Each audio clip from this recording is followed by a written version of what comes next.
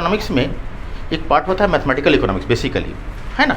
उसमें mathematical economics, statics and econometrics, ये 3 जो पोर्शन है आपका नेट के लिए काफ़ी वाइटल सेक्शन होता है। और जनरली अधिकांश बच्चे जो होते हैं, मैक्सिमम बच्चों को देखते हैं ये पोर्शन लोग साइड करके पढ़ते हैं, या तो जानकारी के अभाव में, या तो बेसिकली क्या है ना, उसको कैसे पढ़ना है उसके बारे में जानकारी नहीं होती है। तो मेरा आज का जो मेन क्लास है आपको स्टैटिक्स, फिर इकोनॉमेट्रिक्स और फिर मैथमेटिकल इकोनॉमिक्स कैसे हम पढ़ें कि मेरा नेट सक्सेस हो जाए, या 20-25 क्वेश्चन जो मेरा पोर्शन है वो हमारा सही हो, ठीक है, विदाउट एरर। क्योंकि मैथमेटिकल इकोनॉमिक्स में या इकोनॉमेट्रिक्स में या स्टैटिक्स में अगर एरर हो रहा है तो आप कहीं ना कहीं रिजल्ट को आप बैक कर रहे हो, ठीक है। तो उसमें बेसिकली आप लोग नॉन हो ये डेटा एनालिसिस से कि इंडिविजुअल डेटा क्या है, डिस्क्रीट सीरीज़ क्या है, डिस्क्रीट डेटा क्या है और कंटिन्यूस डेटा क्या है, ये आप लोग जानते हो। जहाँ तक फ्रीक्वेंसी, आवृत्ति 2 ही जगह पाए जाते हैं, डिस्क्रीट सीरीज में और कंटिन्यूस सीरीज में, या डिस्क्रीट में और कंटिन्यूस में।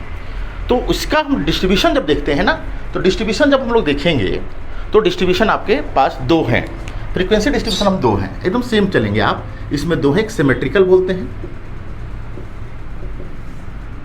अरे बोलते हैं एसिमेट्रिकल, इसको बोलते हैं सममितीय, इसको बोलते हैं असममितीय।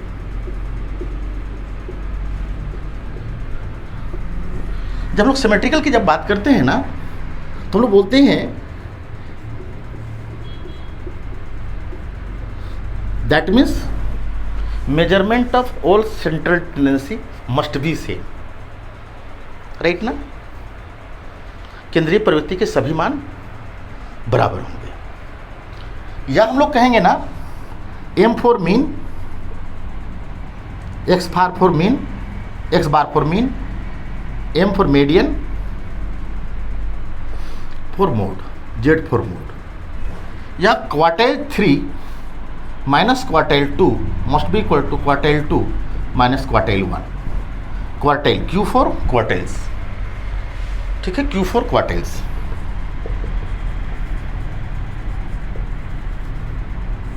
क्वार्टाइल्स जब भी हम लोग दिखाएंगे ये सेम होगा आपको, तो ये सिमेट्रिकल डिस्ट्रीब्यूशन कहलाएगा। तो सिमेट्रिकल डिस्ट्रीब्यूशन की खासियत है क्या ना, इसका जो शेप होगा आपका, बेसिकली हम दिखाएंगे ना घंटी शेप होगा, बेल शेप्ड होता है बोलते हैं। जब ये बेल शेप्ड बोलते हैं ना, दैट मीन्स यहाँ पर जो होगा आपका X bar, M and Z must be same.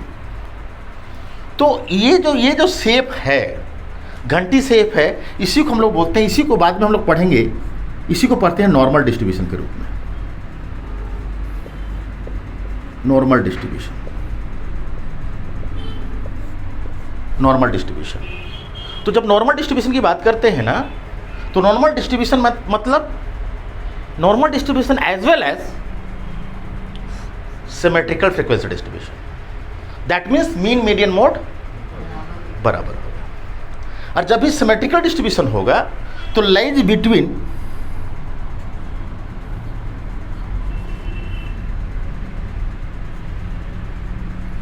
इस केस को हम लोग mu must be equal to 0 बोलते हैं। म्यू का मतलब aggregate mean must be equal to 0, मतलब नो स्क्वेयरनेस, हम लोग जस्ट बात करेंगे।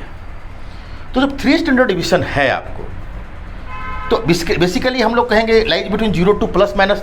इन normal distribution frequency area is lies between, अगर प्रसमान वितरण है या समितीय वितरण है तो फ्रीक्वेंसी एरिया कहाँ से कहाँ तक होगा, क्वेश्चन पिछला बार नेट में पूछा भी गया था। तो 0 to plus minus 3 standard division देख रहे हो ना, यहाँ से निकल रहा है ना, 0 to plus minus 3 standard division आ रहा है आपका, गॉट इट। तो आपको देखना है, मतलब यहाँ क्या है आपके पास,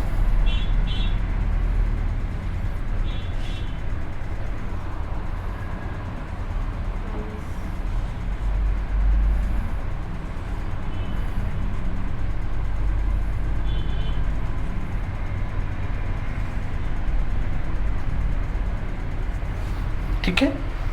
आप यहाँ पर मार्क कर रहे होगे कि जब हमारा ये जो पॉइंट है 3 स्टैंडर्ड डेविएशन के आसपास है, तो हमारा बेसिकली हम दिखाएंगे जो फ्रीक्वेंसी जो परसेंटेज एरिया जो होगा, यही पूछा जाता है कि ये हमारा परसेंटेज एरिया जब भी होगा तो 99.73% होगा। ये भी पिछला बार का नेट का क्वेश्चन था। अगर इन नॉर्मल डिस्ट्रीब्यूशन, ठीक है, frequency area 0 to plus minus 3 standard division, that means 99.73%। मतलब 0 to plus 3 standard division how much? 0 to plus 3 standard division how much? Half बोलने की जरूरत भी नहीं होगा, हाफ, क्योंकि this part divided 2 equal areas. नहीं, ये किस दो बराबर भागों में बांट रहा है कि नहीं बांट रहा है? इसलिए अगर पूछा 0 से प्लस 3 स्टैंडर्ड पूछेगा जब भी तुमको, तो कितना बताएंगे? उसको हाफ कर देंगे। एक चीज़ तो क्लियर है तुम्हारे पास, नोट्स में भी आपको जब लिखेंगे तो आपको पता चल जाएगा आपके पास तुरंत। ये आपको याद करना है, बाद में हम लोग धीरे धीरे पढ़ेंगे, मौका मिलेगा। जब यहाँ पर आते हैं, इसको बोलते हैं 95.45%। यहाँ पर जब आते हैं हम लोग, इसको बोलते हैं 68.26%। मतलब जब हम कर्व एंड कर्वेचर की बात करेंगे, ठीक, नॉर्मल डिस्ट्रीब्यूशन है, ये केस है नॉर्मल डिस्ट्रीब्यूशन है, तो नॉर्मल डिस्ट्रीब्यूशन है हमारा, मतलब symmetrical as a normal distribution. In normal distribution frequency area lies between 0 to plus minus 3 standard division. मतलब अगर मान लो 0 to plus minus 1 standard division, now frequency area 68.26%। That hit करता है क्वेश्चन। अगर 2 स्टैंडर्ड डिवीजन है तो ये है आपके पास। तो बेसिकली ये जो एरिया है आपको, ये कौन सा एरिया शो कर रहा है? ये हम लोग इकोनॉमिक्स से पढ़ते थे, ये कॉन्वेक्स है, कॉन्वेक्स है, जस्ट हम बात करेंगे अभी। ये भी आपका क्या है? कॉन्वेक्स है। यहाँ सॉरी कॉन्वेक्स नहीं है, सॉरी हम लोग कॉन्वेक्स ही है, सॉरी कॉन्वेक्स है, ठीक है ना।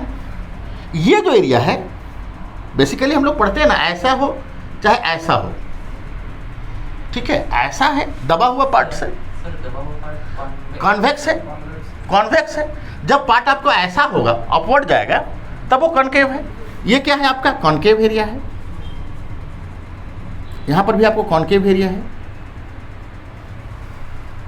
तो अगर नॉर्मल डिस्ट्रीब्यूशन है in concave area, frequency lies between 0 to plus minus 1 standard division. अगर बोल रहा है नॉर्मल डिस्ट्रीब्यूशन है, सिमेट्रिकल डिस्ट्रीब्यूशन है, क्लियर, नॉर्मल डिस्ट्रीब्यूशन है और कॉनकेव पे है, तो फ्रीक्वेंसी एरिया कहाँ होगा? 0 to plus minus 1 standard division. तो दिस पॉइंट क्या है? ये पॉइंट क्या है? That point change to the curvature. Curvature, तो यहां पर कर्वेचर चेंज होता है इस पॉइंट पे, इसको कहते हैं point of inflection. Point of inflection. तो अगर स्टैंडर्ड, अगर प्लस माइनस 2 स्टैंडर्ड डिवीजन में है तो ऐसे क्या कहलाएगा? वो पॉइंट ऑफ इन्फ्लेक्शन कहलाएगा। Point of inflection refers to the change of curvature, change of curvature. तो हम लोग इसको फिर मैथमेटिकल पार्ट्स में हम लोग बताएंगे आपको कैसे चेंज करेगा बाद में। तो एक चीज़ यहाँ ध्यान रखेंगे, जब सिमेट्रिकल है तो क्या क्या सीखे आप, क्या क्या सीखे यहाँ पर? एक तो पहला सीखे आप कि भाई जो जब हमारा quartiles 3 minus quartile 2 must be equal to quartile 2 minus equal to quartile 1। In this situation now normal distribution, and normal distribution frequency area lies between 0 to plus minus 3 standard division, ठीक है। मतलब क्या है कि ये जो पार्ट्स है दो पार्ट में बटा हुआ है, negative parts and positive parts. That means हम लोग इस केस को फिर बोल सकते हैं probability of success and probability of failure must be same. Clear? अगर नॉर्मल डिस्ट्रीब्यूशन है तो प्रोबेबिलिटी ऑफ सक्सेस और probability of failure must be same. बाद में हम जब नॉर्मल डिस्ट्रीब्यूशन बताएंगे, अगर ये चीज़ समझ गए तो नॉर्मल डिस्ट्रीब्यूशन लिखने में कभी भी होल लाइफ दिक्कत नहीं होगा। Probability of success, probability of failure same, that means P बराबर क्या? Q बराबर हाफ, क्योंकि सफल और असफल का मान एक होगा ना, तो मान कितना हो? हाफ हुआ ना। तो इस केस में अगर हम पाएंगे, अगर नॉर्मल डिस्ट्रीब्यूशन है तो क्या क्या केस हो सकता है, उधर हम लोग बाद में बात करते हैं। इसको हम लोग यहाँ पर हटाते हैं। जब इसको ये अगर क्वेश्चन अगर पूछा जाएगा कि पॉइंट ऑफ इन्फ्लेक्शन में एरर क्या है, ये क्वेश्चन आ सकता है, तो उसमें बोल सकते हैं 93.45%। हाँ, एट दैट पॉइंट, लेकिन वो बिटवीन एरिया पे है। अगर दैट पॉइंट ऑफ इन्फ्लेक्शन है, ठीक है, जस्ट हम वहाँ पर लौट रहे हैं, इसको हम कहाँ से शो करेंगे तो जस्ट पता चल जाएगा। ये हम लोग बिटवीन एरिया का बात कर रहा है, ये इस पॉइंट का बात नहीं कर रहा है, इस पॉइंट का बात नहीं कर रहे, इसलिए हम लोग यहाँ बात नहीं करेंगे अभी। आप हम लोग यहाँ पर और दूसरी बात सर, नेट का जो क्वेश्चन आएगा उसमें पता कैसे चलेगा कि वो लोग +-3 के बारे में बात कर रहा है? क्वेश्चन में मेंशन रहेगा, आपको डायरेक्ट मेंशन रहेगा। हाँ हाँ, प्लस अगर इन normal distribution in between area 0 to +-2, now frequency area 95.45, एकदम स्पेसिफाई रहेगा, वो एग्जाम में स्पेसिफाई रहेगा, ठीक है। एक तो हम लोग ये ध्यान रखेंगे। नेक्स्ट बढ़ते हैं इसी जगह। तो इस केस में एक चीज और पाओगे, जब सिमेट्रिकल है तो स्क्वेनेस हमेशा 0 होगा, नो स्क्वेनेस, स्क्वेनेस 0 होगा, और स्क्वेनेस 0 होगा। हाँ, कर्वेचर मुझे बोलते हैं कॉन्वेक्स से कॉन्केव की तरफ जाता है, यहां पे चेंजिंग पॉइंट है उसका, पॉइंट ऑफ रिफ्लेक्शन, वही है। हाँ, वही पॉइंट ऑफ रिफ्लेक्शन, जस्ट लौट रहा है। कर्वेचर तो उसी को बोलते हैं ना। कर्वेचर, दैट मीन्स कर्वेचर दो are 3 types, concave, convex and point of reflection, ठीक है। कर्वेचर चेंज कहेंगे ना, that point of reflection, just आ रहा है मैथमेटिकल में पकड़ेंगे उसको। यहाँ पर पाएंगे स्क्वेनेस 0 होगा। क्यों स्क्वेनेस 0 होगा? क्योंकि स्क्वेनेस बराबर होता है x बार माइनस जेड और 3x बार माइनस m। क्यों स्क्वेनेस 0 हो गया, पता चल गया आपके पास, ठीक है। स्क्वेनेस 0 होगा हमेशा, और स्क्वेनेस 0 है। और एक्चुअली हम लोग बात करते हैं स्क्वेनेस बराबर क्वार्टाइल्स में जाते हैं, तो Q, जब हम लोग बोल रहे हैं Q3 minus Q2 must be equal to Q2 minus Q1, ये होगा बोलेंगे। तो इस केस में बीटा 2 जो होगा, माने kurtosis symmetrical distribution, now kurtosis must be equal to 3। अगर कुर्टोसिस 3 है माने सिमेट्रिकल डिस्ट्रीब्यूशन, बीटा का मान 3 है तो कौन सा कुर्टोसिस है, पढ़ते हैं। बीटा का मान 3 है तो इसको बोलते हैं मेसोकॉर्टिक्स, मध्य विषम, हम लोग पृथु शीर्षत्व बोलते हैं। तो क्वेश्चन पूछता है normal distribution kurtosis equal to how much, kurtosis का मान होता है more than less than equal to 3। तो अगर नॉर्मल डिस्ट्रीब्यूशन है या सिमेट्रिकल डिस्ट्रीब्यूशन है, कुर्टोसिस का मान हमेशा क्या होगा, इक्वल टू 3। क्लियर हो गया? तो क्या क्या हम लोग इसमें सीखें? अगर सिमेट्रिकल है तो हम लोग क्या क्या देखें, सिमेट्रिकल का फीचर कौन नहीं है वो भी निकल जाएगा आपका क्वेश्चन में, ठीक है। फिर हम लोग दिखाएंगे फ्रीक्वेंसी एरिया कहाँ कहाँ, अगर मान लो तुम्हारे पास अगर normal distribution in curvature convex, now frequency area in convex point या कॉन्वेक्स एरिया कहाँ लाइज करेगा, 0 to +-3 में लाइज करेगा। देख रहे हैं ना, यहाँ पर कॉन्वेक्स है, पूछा गया है अगर 0.3, अगर मान लो 99.73% पर है तो नहीं, नॉर्मल डिस्ट्रीब्यूशन कर्व क्या होगा, कॉन्वेक्स होगा। यहाँ तक में कोई दिक्कत है तो